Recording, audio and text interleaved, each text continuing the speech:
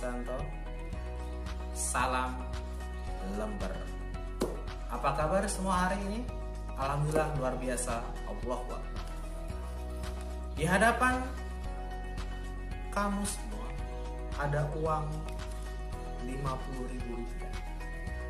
Pada kamu yang hadir pada kelas saya hari ini, berapa banyak di antara kalian yang menginginkan uang 50.000 tersebut? Silahkan angkat tangan. Terima kasih. Jika uang 50 tersebut saya lipat-lipat seperti ini, berapa banyak di antara kamu yang masih menginginkan uang 50.000 tersebut? Silahkan angkat tangan. Terima kasih. Kalau uang 50.000 saya becek-becek seperti ini, berapa banyak di antara kalian yang masih mengharapkan atau menginginkan uang 50.000 tersebut? Silahkan angkat tangan. Terima kasih. Yang jadi pertanyaan adalah, kenapa kamu masih mengharapkan uang 50.000 tersebut? Padahal uang tersebut sudah saya lipat-lipat, saya sudah becek-becek, tapi Anda masih menginginkannya. Ya, betul sekali.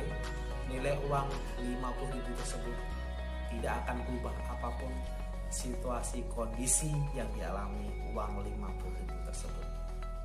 Begitupun dengan diri kamu.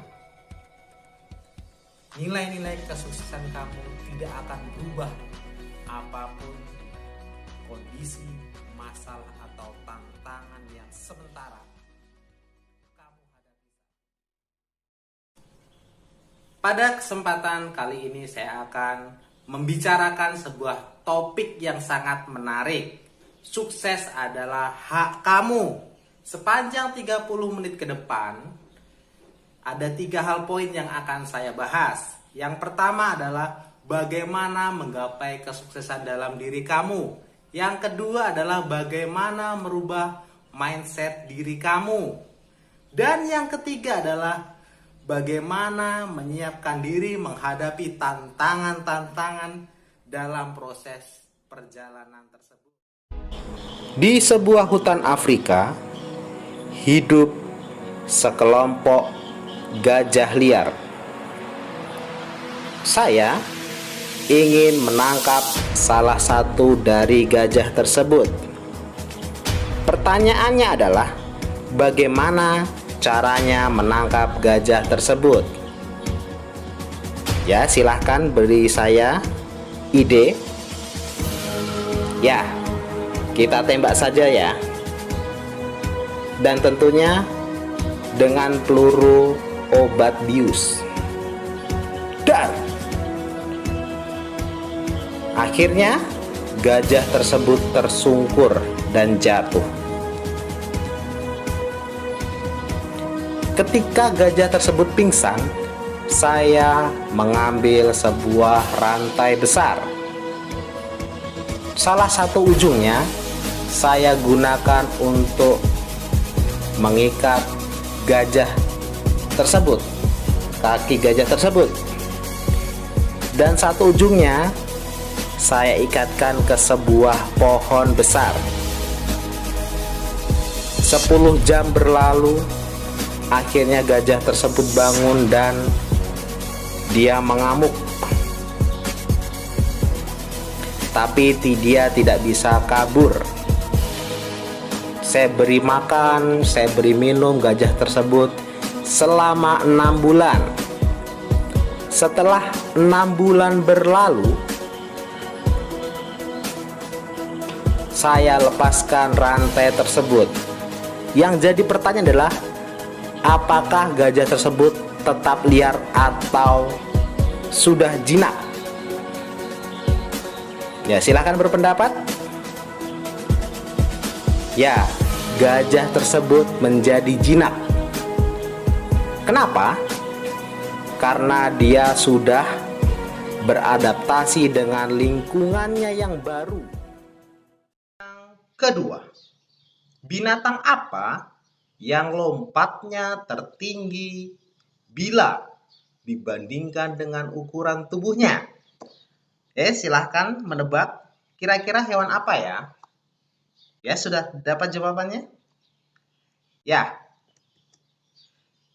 hewan tersebut adalah kutu loncat pada seekor dogi. Kutu loncat bisa melompat 300 kali lipat bila dibandingkan dengan tinggi tubuhnya. Kotak kutu loncat tersebut kita masukkan ke dalam sebuah kotak korek api selama 1 pekan. Setelah 1 pekan, kutu loncat tersebut saya lepaskan. Yang menjadi pertanyaannya adalah, kutu loncat tersebut bisa meloncat setinggi semula 300 kali lipat atau setinggi kotak korek api? Ya, silakan dijawab. Setinggi apa? Setinggi kotak korek api atau setinggi 300 kali lipat? Ya, benar sekali. Kutu loncat tersebut hanya bisa melompat setinggi kotak korek api. Kenapa? Karena dia sudah terbiasa. Dan dari kedua hewan tersebut, gajah dan kutu loncat, itu kalau gajah, rantai gajah itu masalah internal. Kalau kotak korek api dipengaruhi oleh faktor eksternal. Begitu juga kita bisa jadi kena rantai gajah. Dalam pembelajaran bahasa Inggris, seseorang yang kena rantai gajah itu misalnya dia merasa vocab saya sedikit, sulit belajar, saya tidak akan bisa bahasa Inggris dan bahasa Inggris itu susah. Jadi anggapan diri terhadap pelajaran bahasa Inggris atau pelajaran lainnya.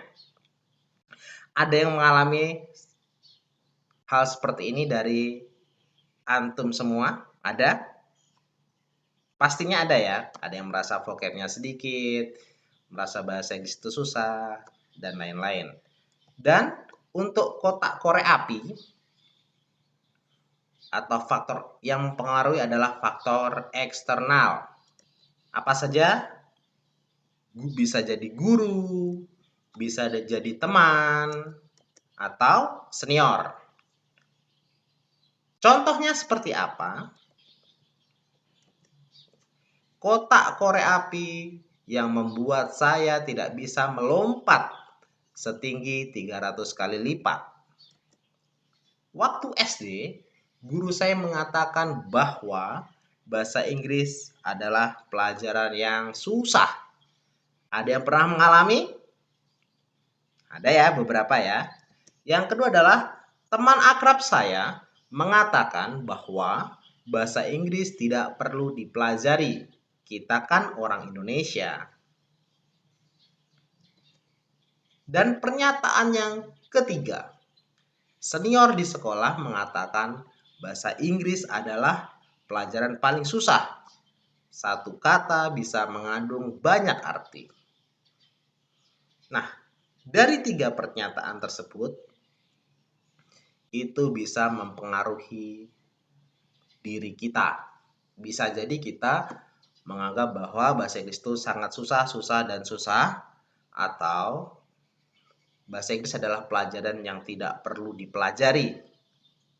Kalau antum kena hal ini, maka antum bisa dipastikan bahwa antum tidak semangat mempelajari pelajaran bahasa Inggris. Lanjut.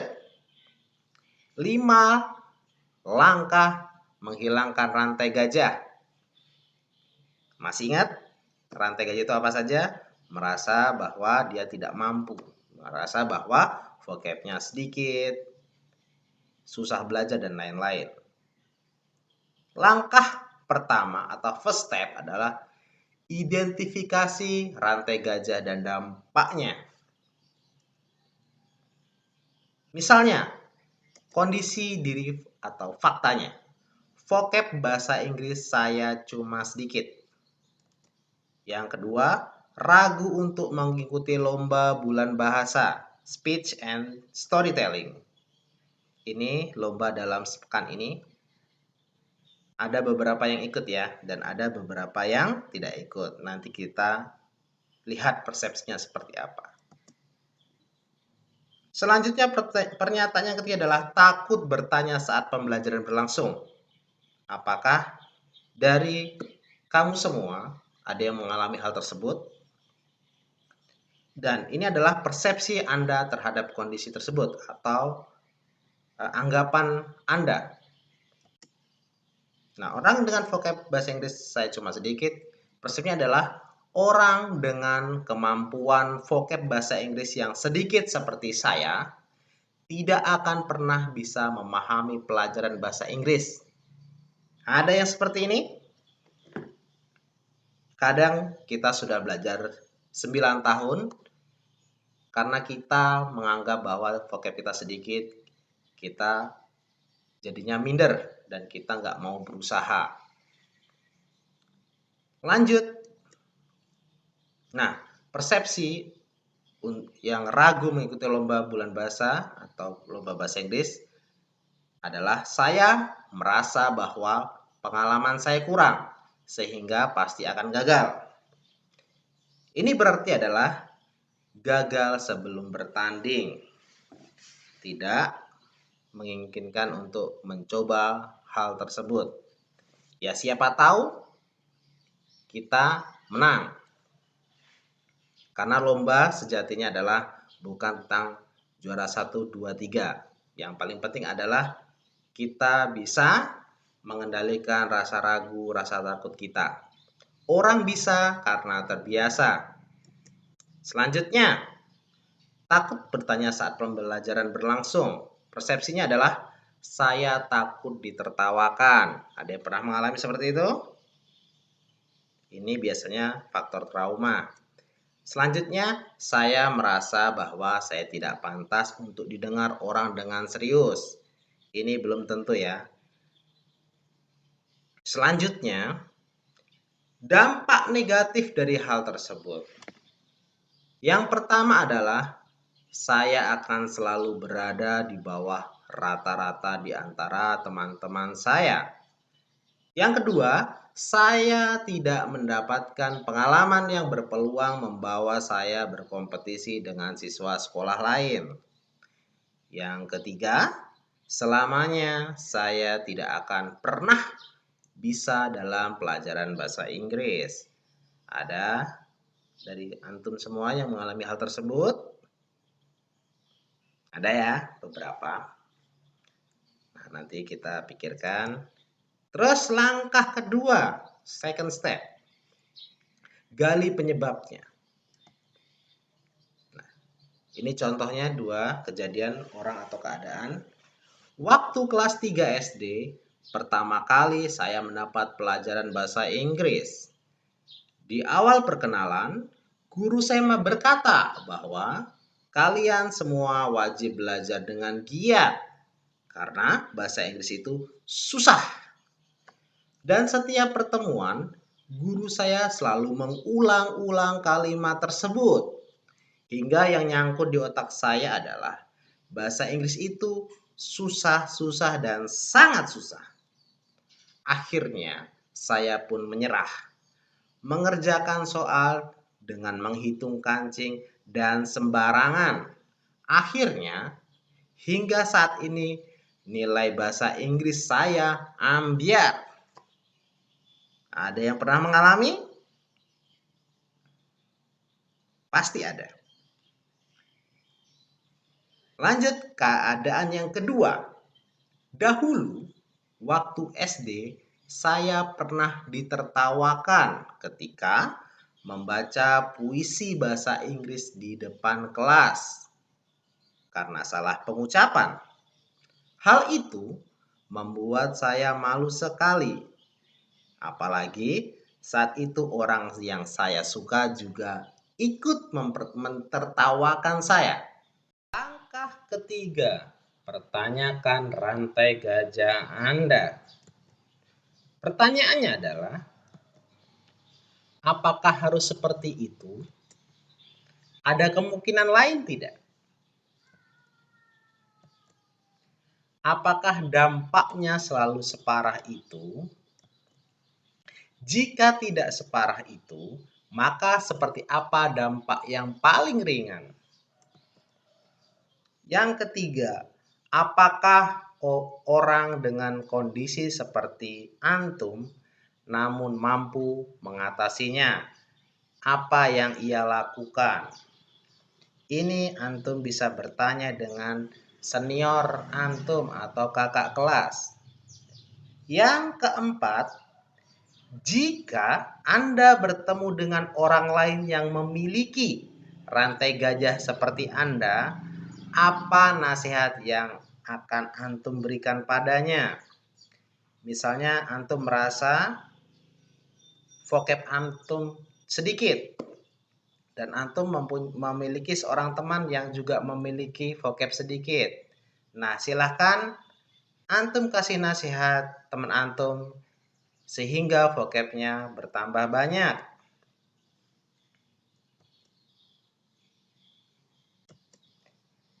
Langkah keempat, hidupkan keyakinan baru yang positif. Nah, kalimat keyakinan positif saya sadar bahwa saya terlalu lebay akan kondisi saya. Padahal sebenarnya jika saya mau meluangkan waktu 5 menit saja dalam sehari untuk belajar bahasa Inggris dan menghafal 2 kosakata saja serta membuatnya dalam bentuk kalimat, saya akan bisa menguasai bahasa Inggris. English is easy. Saya percaya bahwa saya pasti bisa menguasai bahasa Inggris. Langkah kelima, buktikan segera. Aksi nyata saya akan menjadi orang pertama yang akan menjawab pertanyaan dari guru ketika pelajaran berlangsung. Saya juga akan menghafal 2 kosakata per hari serta membuatnya menjadi sebuah kalimat. English is very easy. Mulai kapan? Saat ini juga. Di mana? Selama kelas online. Buang rantai gajah dan bebaskan diri dari penjara korek api. Buang semua tentang pikiran-pikiran antum tentang hal-hal negatif, misalnya vocab rendah, sulit belajar, dan lain-lain. Buang. Dan bebaskan diri dari penjara kotak korek api. Bebaskan diri dari anggapan-anggapan orang yang membuat kita menjadi negatif. Orang sukses selalu mencari jalan. Orang gagal selalu mencari alasan. Nilai bahasa Inggris saya jelek. Bukannya saya nggak bisa bahasa Inggris, tapi guru bahasa Inggrisnya tuh ngasih tugas terus. Bukannya saya menunda-nunda mengerjakan tugas, tapi memang waktunya yang nggak ada. Tugasnya banyak sekali. Hari ini saya belum sukses karena nggak ada kesempatan, nggak ada waktu, nggak ada dukungan, dan nggak ada keterampilan. Apakah kamu nggak merasa bosan? Setiap kali selalu menyalahkan keadaan, setiap kali selalu memberikan alasan, seakan-akan kamu adalah korban. Padahal itu semua terjadi karena salah kamu sendiri. Ingat, alasan itu hanya untuk orang yang lemah. Orang gagal akan selalu menyalahkan segalanya. Salah gurunya, salah tugasnya, semua salah kecuali dirinya. Apapun yang terjadi, inilah saatnya kamu sadar diri. Sadar bahwa hari ini akan berbeda. Berhenti mengasihani diri sendiri, siap menghadapi kenyataan, siap mengubah masa depan. Kesuksesan kamu adalah tanggung jawab kamu. Kegagalan kamu adalah tanggung jawab kamu. Dan kalau itu adalah tanggung jawab kamu, kamu bisa mengubahnya. Jadi hari ini, bulatkan tekad dan putuskan. Tidak ada lagi alasan, tidak ada lagi keraguan, dan tidak ada penyesalan. Apapun yang terjadi, berjanjilah. Saya akan selalu cari jalan, karena hidup saya adalah tanggung jawab.